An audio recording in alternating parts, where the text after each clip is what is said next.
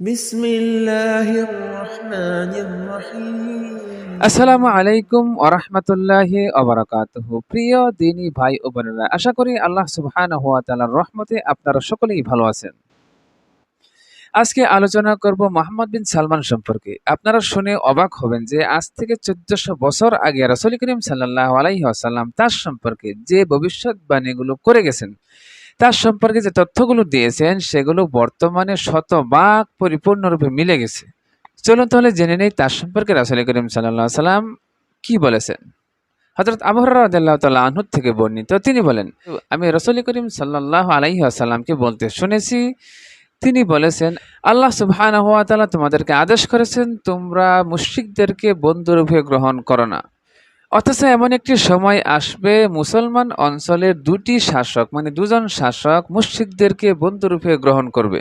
আমি জিজ্ঞেস করলাম, হে আল্লাহর রাসূল, তাদেরকে চেনার উপায় কি?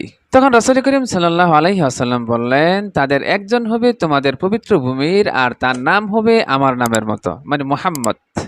আর একজন নারী শাসক হবেন যিনি হিন্দুস্তানের এক ক্ষুদ্র অঞ্চলের মুসলিম শাসক থাকবেন। আর তারা দুজনেই একই সময়ের সমসাময়িক শাসক হবে, মানে একই সময়ে তারা অবস্থান করবে পৃথিবীতে শাসক হিসেবে। হাদিসটি বর্ণিত হয়েছে আখিরুজ্জামান আল মাহদি ফি আলামাতিল কিয়ামা 296 নম্বর হাদিস। তাছাড়া দ্বিতীয়ত যে হাদিসটি উল্লেখ করে সেটাও আবু হুরায়রা রাদিয়াল্লাহু তাআলা আনহু থেকে বর্ণিত। তিনি বলেন, আমি রাসূল করিম সাল্লাল্লাহু আলাইহি সাল্লামকে বলতে শুনেছি, যতক্ষণ পর্যন্ত পৃথিবী ধ্বংস হবে না, যতক্ষণ পর্যন্ত 5টি শাসক পৃথিবীতে আগমন করবে আর তারা যুক্তি করে আল্লাহ তাআলার দ্বীনকে ধ্বংস করতে চাইবে। আর সেই 5জন শাসক পৃথিবীতে একই সময়ে পৃথিবীতে অবস্থান করবে। আমি বললাম, হে আল্লাহর রাসূল, সেই 5জন শাসকের পরিচয় কি? তখন রাসূল করিম সাল্লাল্লাহু আলাইহি সাল্লাম বললেন, তাদের একজন হবে তোমাদের পবিত্র ভূমির, যার নাম হবে আমার নামের মতো, আর তিনি আরবের দিনকে হাস্যকর দিনে পরিণত করবে, আর সে অভিশপ্ত জাতিকে বন্ধুরূপে গ্রহণ করবে। আর দ্বিতীয় হচ্ছে সেই বিশ্ব শাসক যিনি মুসলমানদেরকে ধ্বংস করার জন্য ষড়যন্ত্রে লিপ্ত থাকবে।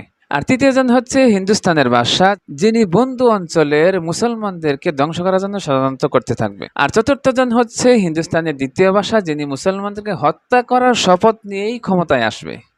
আর সে মুসলিম হত্যায় উন্মাদ হয়ে যাবে, পাগল হয়ে যাবে। আর পঞ্চম হলো একজন নারী শাসক, যিনি শাসন ক্ষমতা হাতে পেয়ে বাল দেবতার পূজা করবে, বাল দেবতার প্রচলন করবে, মানে বাল দেবতার ইবাদত বৃদ্ধি করবে। আর সে মুশরিকদেরকে বন্ধুরূপে গ্রহণ করবে আর মুসলমানদেরকে সে হত্যা করতে থাকবে।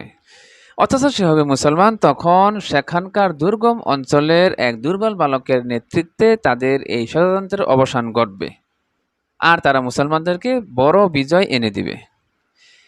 কিতাবুল আকিব 172 নং হাদিস। 3 নম্বর যে হাদিসটি উল্লেখ করবে সেটা হচ্ছে হযরত আলী ইবনে আবি তালিব রাদিয়াল্লাহু তাআলা আনহু থেকে বর্ণিত। তিনি বলেন, একবার এক মজলিসে আমরা রাসূল করিম সাল্লাল্লাহু আলাইহি ওয়াসাল্লামের সাথে বসা ছিলাম। তখন এক ব্যক্তি রাসূল করিম সাল্লাল্লাহু আলাইহি ওয়াসাল্লামকে জিজ্ঞেস করলেন, হে আল্লাহর রাসূল, আপনার বংশের মাহদীর আগমন কখন ঘটবে? তখন রাসূল করিম সাল্লাল্লাহু আলাইহি ওয়াসাল্লাম বললেন, মাহদী ততক্ষণ পর্যন্ত আগমন ঘটবে না যতক্ষণ পর্যন্ত 5জন অভিশপ্ত শাসক ধ্বংস না হয়ে যাবে। তখন তিনি বললেন, তাদের একজন হবে এই আরব ভূমির, যার নাম হবে আমার নামের মতো অর্থাৎ মুহাম্মদ।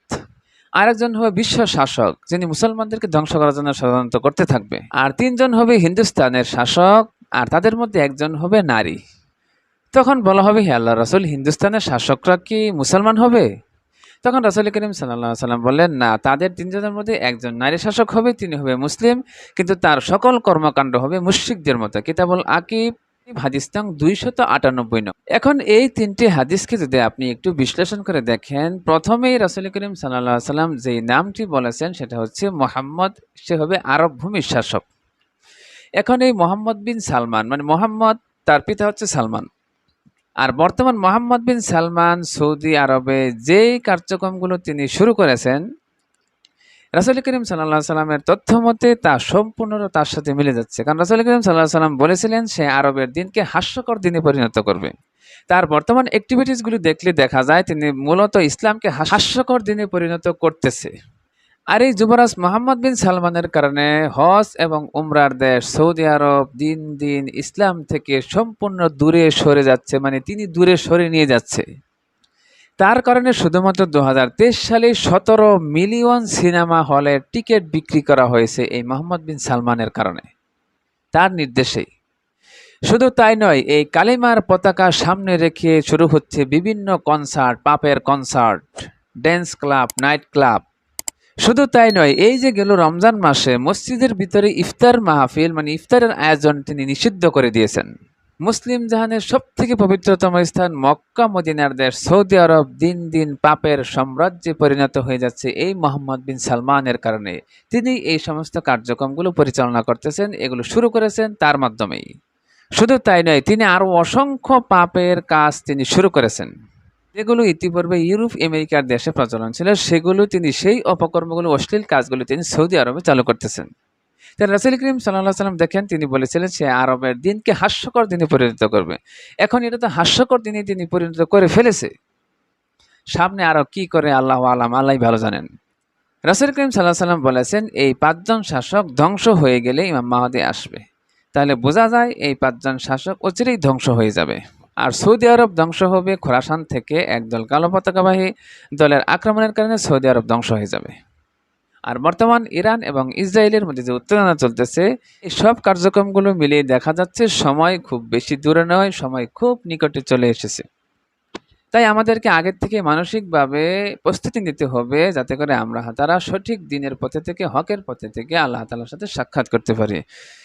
তো বন্ধুরা, আজকে এই পর্যন্তই। ভিডিওটিতে অনুগ্রহ করে একটা লাইক দিবেন আর বন্ধুদের মধ্যে শেয়ার করতে ভুলবেন না। আসসালামু আলাইকুম ওয়া রাহমাতুল্লাহি ওয়া বারাকাতুহু।